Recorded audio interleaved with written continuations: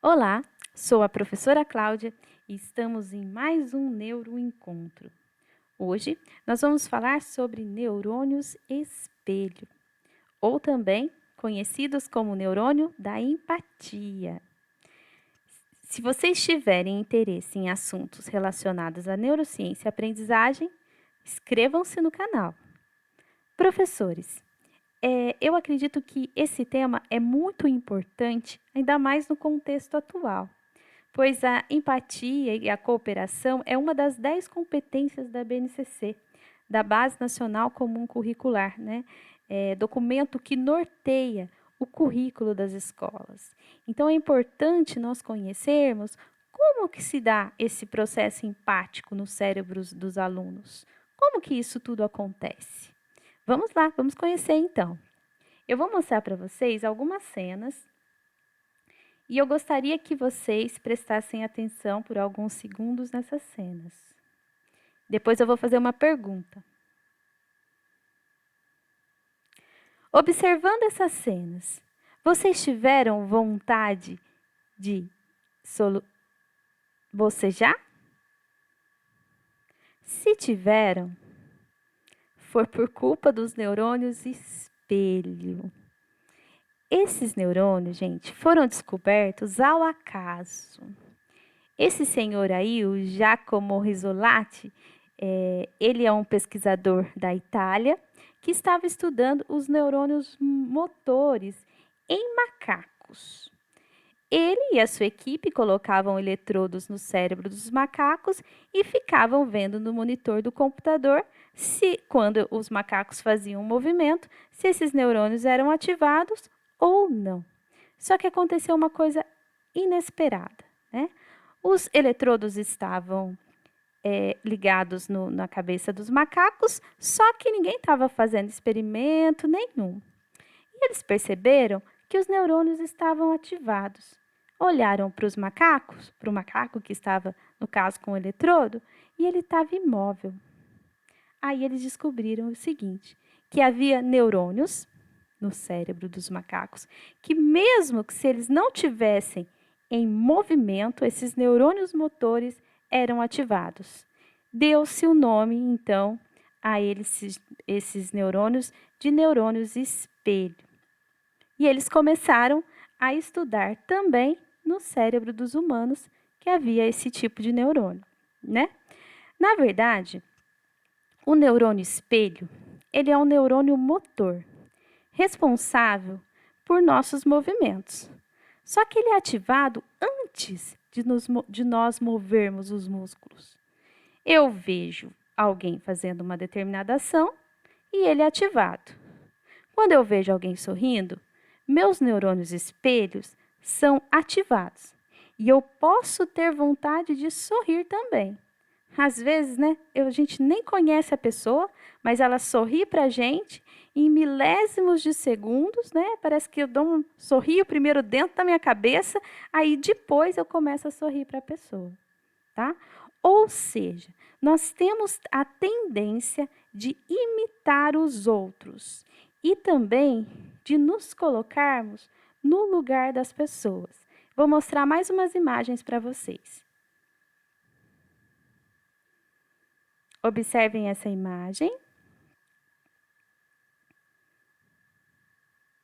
Bem para a fisionomia das pessoas.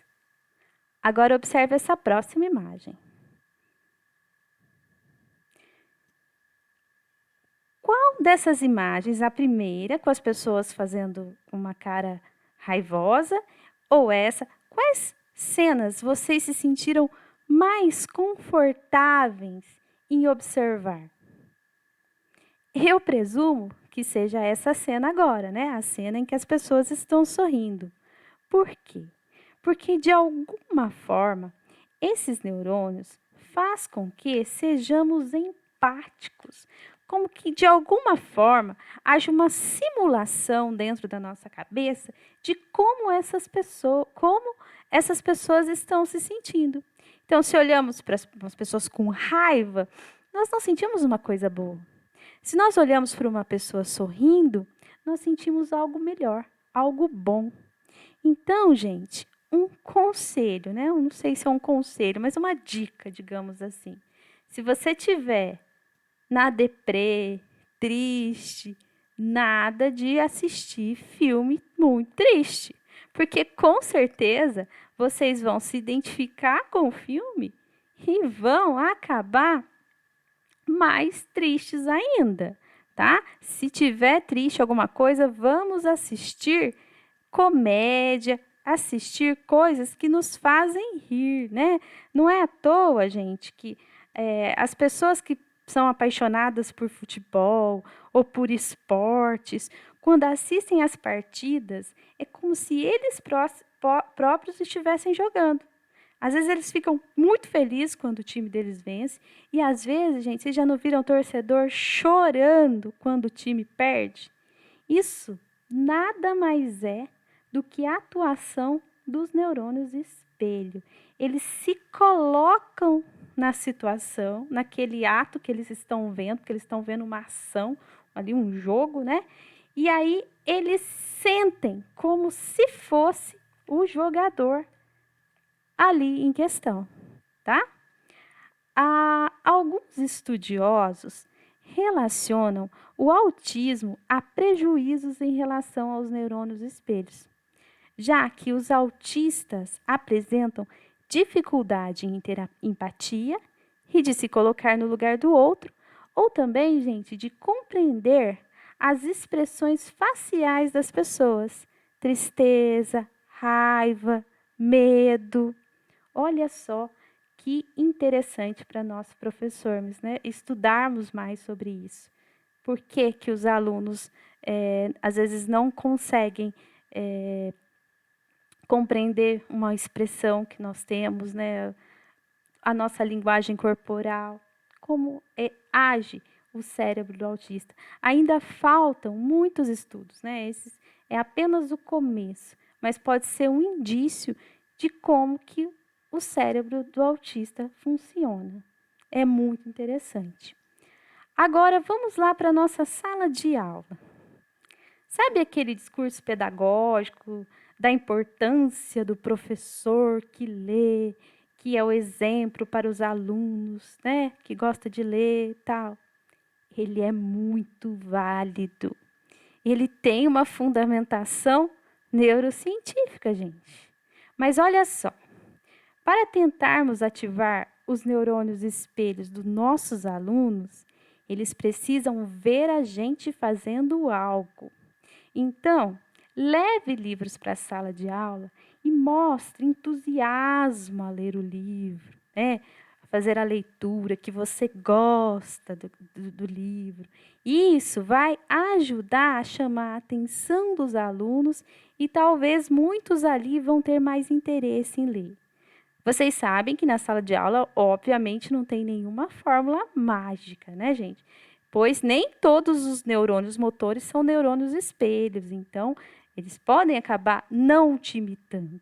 Só que se você fizer isso, os alunos eles podem ter uma tendência maior a gostar de ler, a também ter interesse de ler, porque eles estão observando você fazendo esse ato motor de ler. Vai haver mais probabilidade. Sabe aquela frase que é mais ou menos assim? As palavras convencem e os exemplos arrastam? É mais ou menos por aí. Se, por exemplo, na sala de aula, eu estou trabalhando sobre geração de energia e meu objetivo com os meus alunos é que eles economizem energia. O que eu posso fazer, de repente, nesse sentido, para ativar os neurônios espelhos deles, dos alunos? Será que eu estou apagando as luzes? Será que eu estou desligando o ventilador quando eu saio da sala? Será que os meus alunos estão vendo o que eu estou fazendo, o meu ato motor, para que eles possam talvez me imitar? Vai uma reflexão aí, ó. Outra coisa. Se algum de vocês que estiverem assistindo esse vídeo for professor e já trabalhou na educação infantil, né? De repente teve a oportunidade de prestar atenção na hora do recreio, na hora do lanche e de conhecer os pais das crianças. podem ter percebido o seguinte: os pais de algumas crianças, ao fazer a matrícula na escola, às vezes chegam com a seguinte fala: meu filho não gosta de comer isso, não gosta de comer aquilo, né? Mas o que acontece depois de algum tempo? Eu já presenciei muito isso. As crianças, elas começam a comer aqueles alimentos que os pais falaram que elas não gostavam, né? Por que acontece isso, gente? Neurônios espelhos.